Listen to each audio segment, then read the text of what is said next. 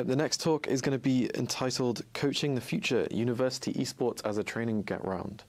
Unfortunately, Martin couldn't join us online for this one, so we are going to cut to a quick video where he presents online previously. So take it away. My name is Martin, and I would like to welcome you all to my presentation about coaching the future, the university esport as a training ground. Thank you for the opportunity to be able to make this presentation via video, since I'm unable to participate right away online. So let's begin. I will read my scenario from my phone, since it's quite difficult for me to make this recording right now, but hopefully it will be okay with you. So when people hear the word esports, they often think of flashy tournaments, big prize pools, or pro players with lightning fast reflexes. But what we're seeing, especially at the university environment, is that esports has evolved into something much more complex and meaningful. It's becoming an educational space, a space where students not only play games, but also learn how to play those games and how to lead teams, manage conflict strategically, manage and even reflect on their own identities and digital environments. In our region, Central and Eastern Europe, we are at a very specific point in the evolution of esports. Unlike in North America or South Korea, we don't have a long history of institutional support, sponsorship systems, or national funding structures for esports. That might sound like the disadvantage, but it also gives us a unique opportunity to build an ecosystem that values educational priorities and student needs.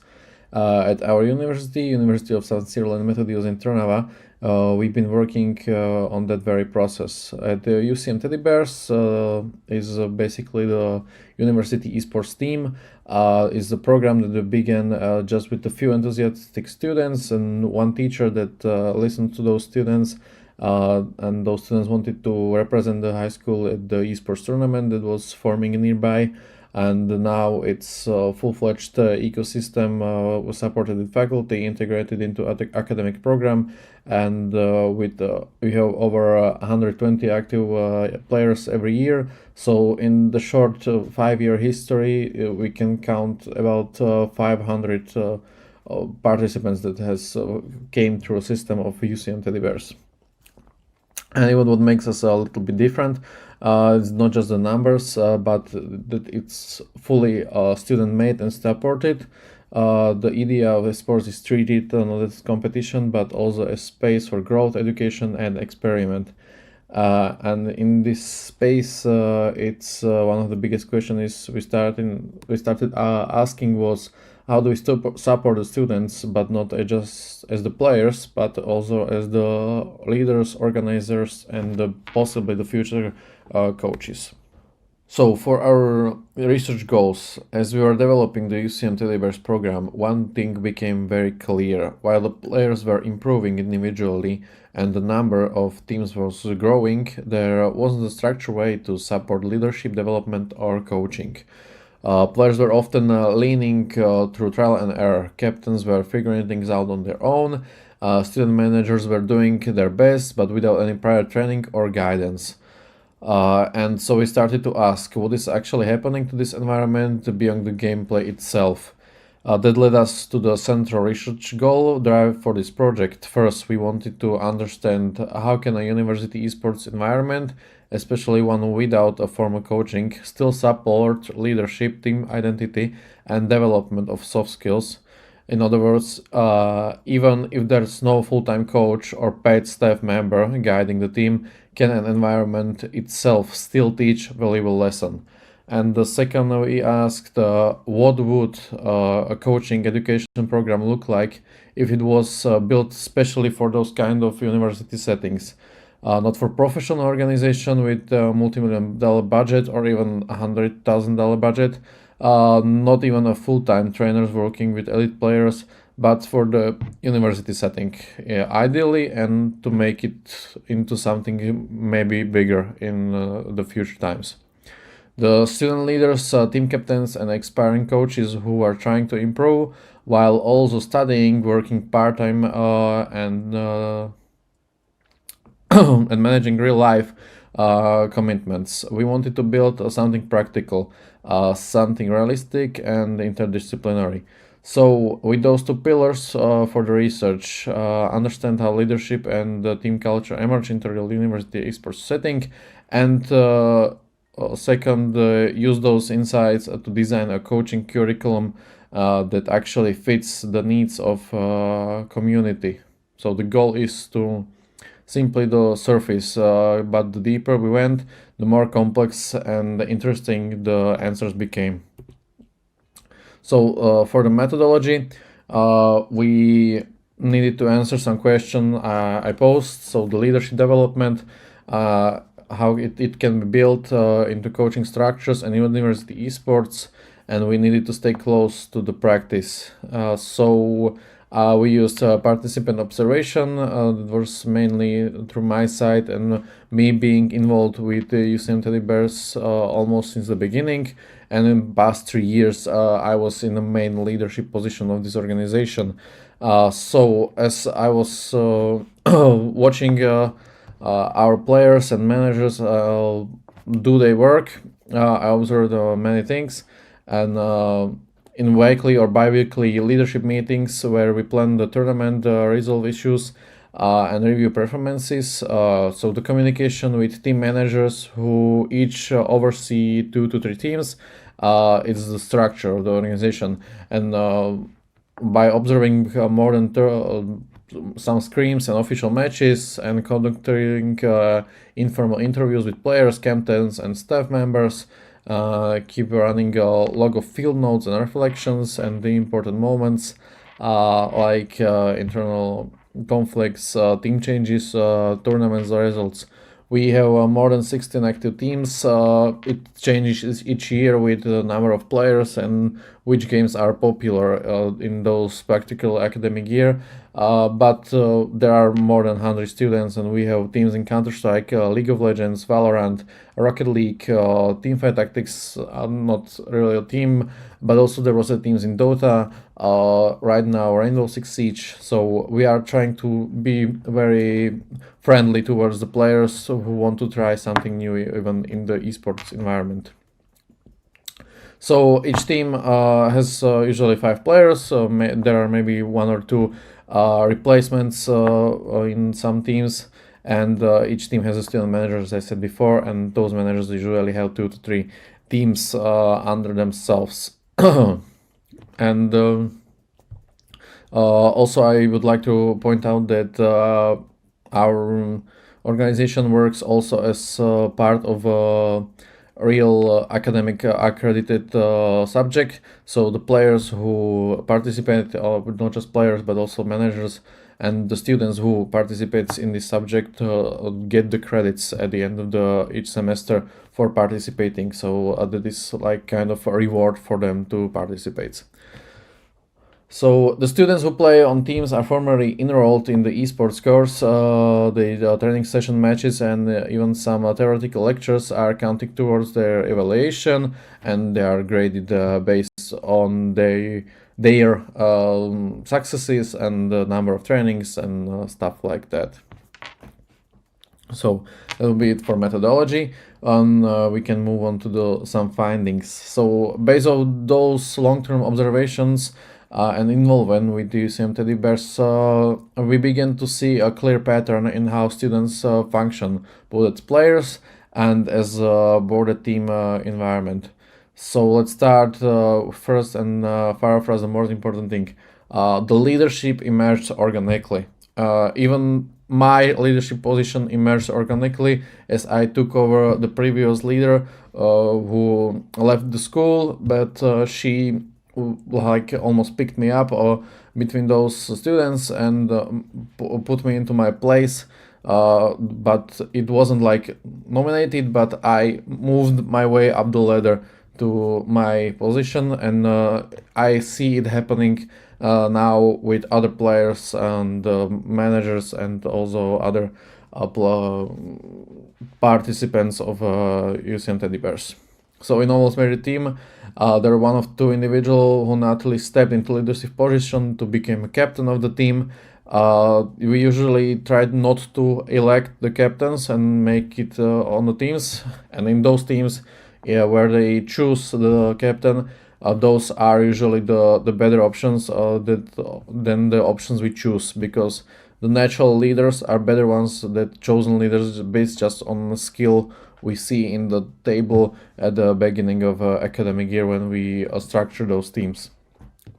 And the second major observation relates to communication. Teams with structured communication, whether through Discord or team meetings, had a fewer internal conflicts and reported higher satisfaction. Usually, the better playing teams were the ones with lower part of internal conflicts, with fewer internal conflicts. I don't want to point out that being better in game leads to less internal conflicts, but it was observed during my time under our organization. So communication wasn't just a practical necessity, it was a core component of team identity and culture.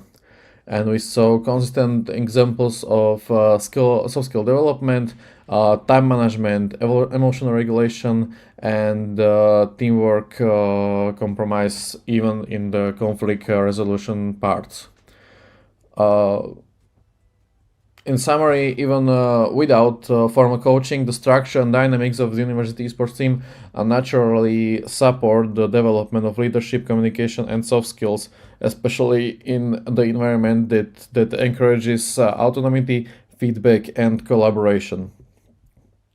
Like the quick case snapshot, I had one CS2 player that was rifle, and he was really involved in communicating with me, and I asked him if he want to become a manager, since he was like really good with time management of the team, signing them up for tournaments, organizing the trainings. So I asked him if he want to help me out in some things, and now he's like almost my right hand, and probably the next leader after me if there is a need for me to step down from my position. So it was like really he stand up to me by being really initiative, and I can form him into like really nice position to see him use his soft skills without him even noticing that he's being leaned toward being a better manager and better at organizing those kinds of stuffs. Precisely why we believe the university esports environment is a perfect lab for an intern leadership development. You just don't need high stakes contract on financial pressure. What you need is a structure for growth is possible, visible, and supported. And we are really trying to support growth for those who want to be like the leaders or to step up into something better. There are also some gaps, not to, those need to be mentioned as well. Despite those promising developments, our experiments also revealed several important gaps. First one is a lack of formal coaching infrastructure, mainly for like the players that need to be coached to become better, because it's not just training that can help them out. There is also a coach needed, so this is something that is probably like the next big thing on horizon for us, to bring professional coaches or somebody who can be seen as a professional coach into those trainings parts, and make them help us with being better teams in every possible way. There is also lack of reflection. Players are focused on results. We don't have really much time on reflecting. We are trying to make it once a semester at the end of semester to have reflect to players on the past season, basically, and have them fill out some formulas that can help us see what was happening during the semester. But no, it's not always the best way to come up with reflection from players. Also, there is no clear pathway for aspiring coaches or team leaders, because like they learn something, they become very good leaders, but it's not very much that they can move somewhere in the esports, mainly in Czechia and Slovakia, since we there can use those skills elsewhere, but sadly usually not in esports. So those are things that are not just our responsibility, but it would be nice if universities and basically the whole ecosystem in Central Europe could be more helpful towards those that are really good at managing in those positions. We are trying to propose some curriculum. It's not official yet, but there is like thought in even with my colleagues that it would be nice to have some intensive weekend coaching course where it would be split it into 4 weekends, into 4 parts: media, psychology, physiology, and what is the last thing? Physiotherapy. Also, the 4-week program, each module would cover the 4 key area, basically tactical and strategic foundations, soft skills and communication, leadership and ethics, and player well-being. It can be built across our faculties at UCM Trnava, but with some help from experts from media studies, psychology, and health sciences. Those are basically the main 3 needed for a proposed coach. And also emphasize scenario-based learning using real examples from our teams, peer-to-peer feedback where students and coaches can practice leading, receive critics, and grow together.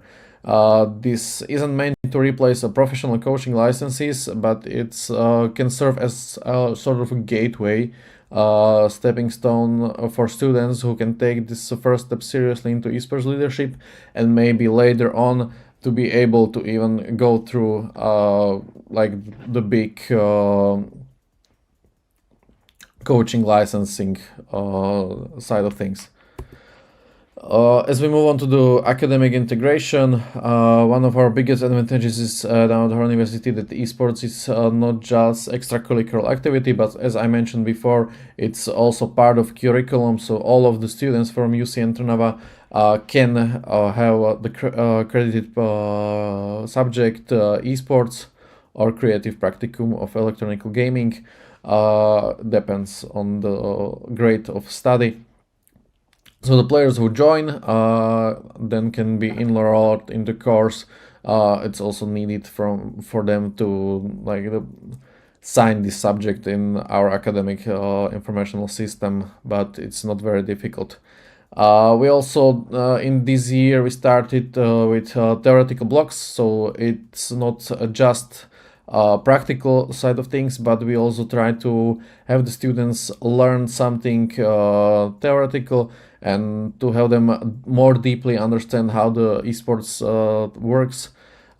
We have external lecture for this year, and I would say that the players or even all the students are very pleased with him, and it's nice to have somebody from a practical environment to explain those theoretical side of things for them, because then they understand even deeper why the esports is such a big thing, and it's emerging to be a big thing.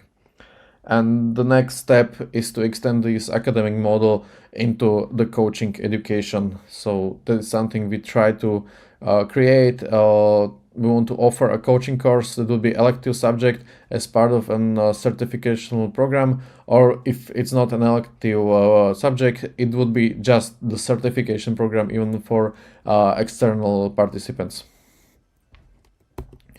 Implications. So while our project is deeply grounded into specific context of one university in Slovakia, we believe its implication extend far beyond our campus.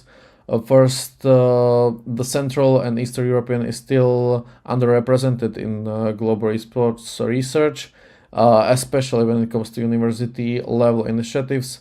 Infrastructure is often uneven, support system is developing slowly or very weirdly, since there are also many people that try to develop something, then they leave it, then somebody new came and they don't even have the previous person's information, so they try to build it up since as a new, and it's not really working. So that there should be some kind of framework that could help, and also this framework that could help not just at one university but at all of the universities, so for them to have the clear start and how to build the organization at the university. And finally, we'll with this model as a contribution to a broader redefinition of what coaching means in the digital age.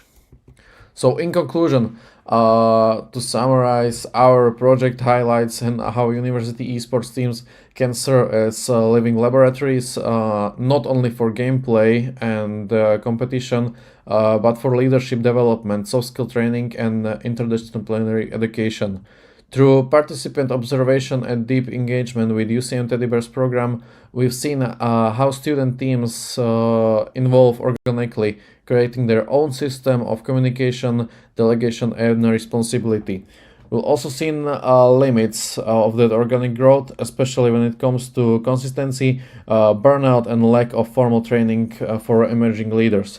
And that's why we're proposing a short-term interdisciplinary coaching curriculum that can be easily implemented within university settings, a program that connects theory, practice, game plan, and pedagogy, structure, and flexibility. This initiative is not just about improving individual teams, it's about helping an underdeveloped ecosystem build capacity, credibility, and community from the ground up.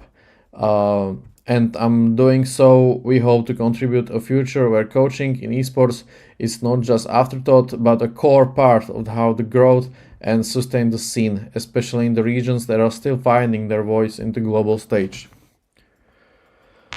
So thank you for watching my presentation and for having me here, and for allowing me to be part of Esports Research Network Conference 2025. If you're working with university esports teams, building an academic program, or simply are exploring coaching opportunity that can be reimagined for a digital age, I would be very happy to connect. You can reach me via email that is currently on the screen.